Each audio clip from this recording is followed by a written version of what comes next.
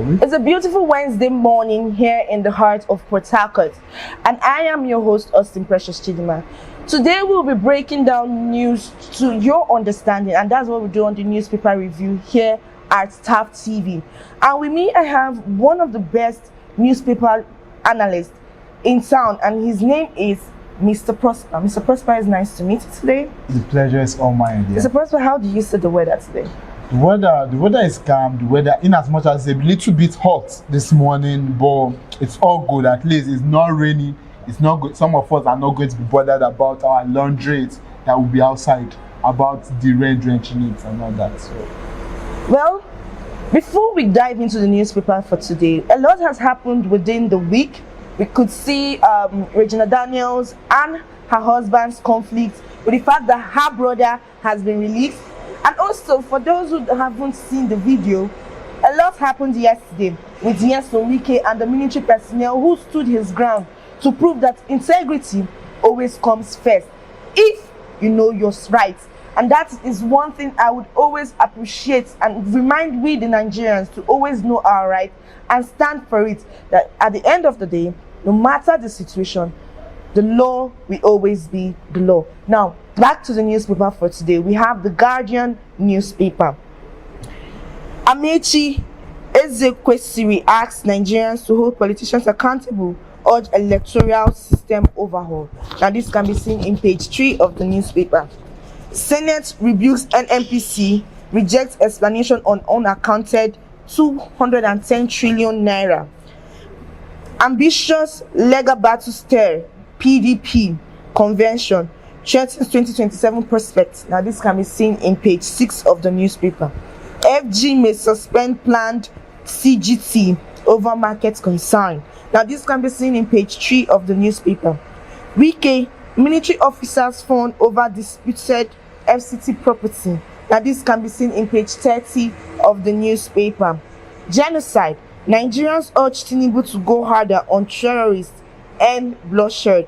Now, this can be seen in page 6 of the newspaper. NAFDAC overlaws production, sale of sachet alcohol beverages. Now, this can be seen in page 30 of the newspaper. Now, Mr. Prosper, a lot happened yesterday. We saw videos of Wike banting at a military personnel, and we could see the composure that the military personnel gave. Even with the fact that Wike, I feel like Wike felt that him going there, he's going to be able to shut the mouth of the military personnel. But with the composure, we could see that at the end of the day, when you point one finger at somebody, the other four actually points back at you. And we could see him telling the military personnel to get out, and at the end of the day being the one to go out. And then granting interviews, explaining how he's trying to make a lawless country a lawful one, with him demolishing people's property. So what's your take on it? well, just to start with, firstly, one will ask, before the minister went to the land, I'm sure he must have gotten information that there were military personnel on ground. So I guess that was one of the reasons why he went there with the media and a lot of people, because for him being the Nigerian politician with a high ego, where he wants to go and show Nigerians that he can lord over anybody in this country. Because why would a minister, the Federal Capital Territory minister, go to revoke a land, or why will he go himself? There are people who can do this, the people in the FCD, the Federal Capital Territory Development, whatever. These people are the people that these jobs are meant for, and not Wike. So he just went there just to show Nigerians that he can talk to the military anyhow. And for the fact that he went there and you're talking to a military officer, calling him a fool, calling him all sorts of names. And I like the way the military personnel, the naval officer, answered him, saying, "Sir, I have integrity, and I'm not a fool, I'm an officer." So one would, okay, that aside, it's one thing I want like us to point out, in the sense that the one thing that the land, all the lands in this country belongs to the government, quite all right. But you cannot revoke a land from somebody who a land was allocated to before and give it to another person, because that is what we are seeing that is playing out here. The minister, he revoked people's lands and allocated it to either family members or children, allegedly. And here we are, and at this point now, it involves a vice admiral, whereby he has given another. Okay, you know one thing in the military is that there's this obey the last order. Let me tell you yesterday, let's just point out something. One thing there is that yesterday, if that officer had left that place when his superior didn't give him any order to back down, he would have gone in for it. Notwithstanding that the FCT minister came there and spoke to him, if he had left there, his superiors would have sanctioned him for that. So I think this is a big lesson for other Nigerians, other politicians who feel that they can talk to anybody anyhow. At least, for one thing, I commend the military personnel for maintaining discipline and order. And at least, kudos to that. Well, thank you for that, Mr. Prosper. Well, I will actually have to add something to this. I believe that at the end of the day, there's always this one generation that will always have an open mind and an open eye. Now, this is the generation of those people that have decided to take the bull by the horn and say no to lawlessness in Nigeria. I mean, many persons would have gotten scared because it was Wike and have turned back and be like, okay, no matter what, anything that will happen, let it happen. But the military man stood his ground, even though the police officer wanted to talk. I wonder who that police officer is safe. But anyways, at the end of the day, this is one thing I will always tell everybody. No matter who you are, there must be one person that will always put you where you're supposed to be. If you like go up, you will definitely come down one day. And now that is the thing that has happened to Wike. And this is a very shameful thing, because people that have been scared of Wike now, we see room not to be. And it's going to take more than grace for him to get that fear he imposes in people back. Yeah. So this is a lesson to many other politicians. It is better to be humble and follow the law. End of the day, getting shamed by somebody younger than you, just like we could have experienced yesterday. Now over to the next newspaper, we have the Daily Sun. NNPCL Senate rift deepens as committee rejects 210 trillion naira expenditure claims. That can be seen in page 6 of the newspaper. Under Tinubu, governors cannot lament lack of funds. That can be seen in page 8 of the newspaper. Military will defend Nigeria's sovereignty. Army chief. Now this can be seen in page 20 of the newspaper. Terrorism charge. Kanu asks court to stop November 20th judgment. Now that can be seen in page 4 of the newspaper. FG lists 1 trillion naira MOFI real estate fund on NGX. Now that can be seen in page 2 of the newspaper. So Mr. Prosper, we could see in the newspaper that Nnamdi Kanu is asking the court to stop the judgment for November 20th. With everything that happened during his last, his last trial in the court, what was your take on it? Right, well, quite well on this whole issue. What Nnamdi Kanu is seeking for in the High Court is to arrest the judgment that's supposed to come up on the 20th of November. In the sense that, the Supreme Court actually gave him some time for him to defend himself against the charges that were leveled against him, while he was asking them that they should present to him the law under which they are charging him. And when they presented, he said that they lack the jurisdiction to convict him, or should I say to judge him, that the law which they are charging him under is not, it doesn't stand.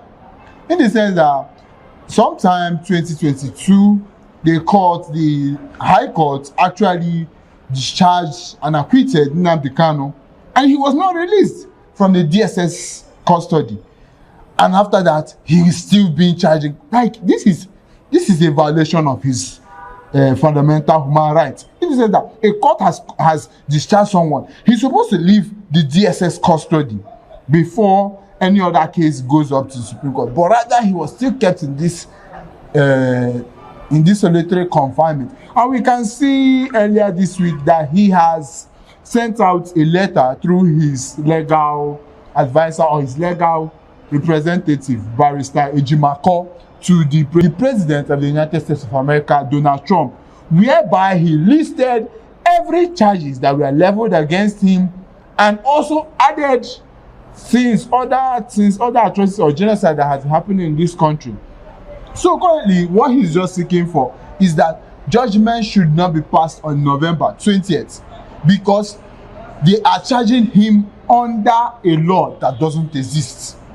By right, his extradition from Kenya was illegal, and the court has ruled on that, saying that his extradition from Kenya was illegal, and the Supreme Court lacks the jurisdiction of trying Nnamdi Kanu in the sense that the law they are using does not stand. That is my take on this. All right, thank you, Mr. Prosper, on that analysis. Now over to the next newspaper. We have the Vanguard newspaper. All set for editors conference in Abuja today. Now this can be seen in page 8 of the newspaper. Tinubu's reforms winning north. Now this can be seen in page 57 of the newspaper. Wike, soldiers Bicker over alleged land grabbing in Abuja. Now that can be seen in page 9 of the newspaper. Trump, diplomatic engagements yielding results. FG. Now this can be seen in page 5 of the newspaper. We have approved duty-free importation for aircraft spare parts. This can be seen in page 9 of the newspaper. No governor can complain of poor funding under Tinubu. Now this can be seen in page 10 of the newspaper. Soludo deputy receives certificate of return from INEC. Now this can be seen in page 11 of the newspaper. So Mr. Prosper, we could see one of the major highlights here in the Vanguard newspaper. Donald Trump, diplomatic engagements yielding results. FG. So what's your take on this, with the fact that we have been talking about what Trump said and how far the Nigerian government have been trying to work on the insecurity in... Well, on this matter that the diplomatic engagements are yielding results, yeah, we can see that quite right on the part of the federal government, where, because we know the president actually sent a delegation, like a diplomat, to go liaise with the United States of America due to the earlier statement of the president, Donald Trump, the president of the United States of America, where he said that he will be invading Nigeria with the military. So we can see that the diplomat and the delegation, they have gotten to the United States, and with their negotiation and engagement, we could see that America is getting, like, they went to tell America that it is not only Christians that are being died or killed in the country, that it is a general something, in the sense that terrorists are buying both Christians and Muslims. And at this point, America has decided that, okay, that they will partner with Nigeria to be able to tackle the terrorism in Nigeria. So I think that's one of the reasons why the federal government has made a statement that the diplomatic engagements are yielding results in this country. All right, thank you on that, Mr. Prosper. As the president has said that the diplomatic engagement is yielding results, we believe, we the Nigerians hope to see a better security in Nigeria when it comes to both religious security and security at large in the country. Because I mean, the talk about genocide when it comes to Christianity is now a very big talk here in Nigeria. Even the Muslims now, some Muslims have come out to say that they should not attack the Boko Harams, that they are also their brothers, their relatives, husbands, and somebody's son, forgetting that these Boko Haram members are also people that are ending the lives of other people's children, fathers, mothers, even young ones and minors. But at the end of the day, I believe that Nigeria can be won at the end of the day if insecurity can be brought to a minimum, and if law can be actually abide by both the government and the citizens without having to tarnish it at any point. Now, this is all we have for you on the newspaper review today on Tab TV. I remain your host, Austin Precious Chidima, and thank you, Mr. Prosper, for coming around today. You're welcome. Please don't forget to like, share, and subscribe. And until next time, bye.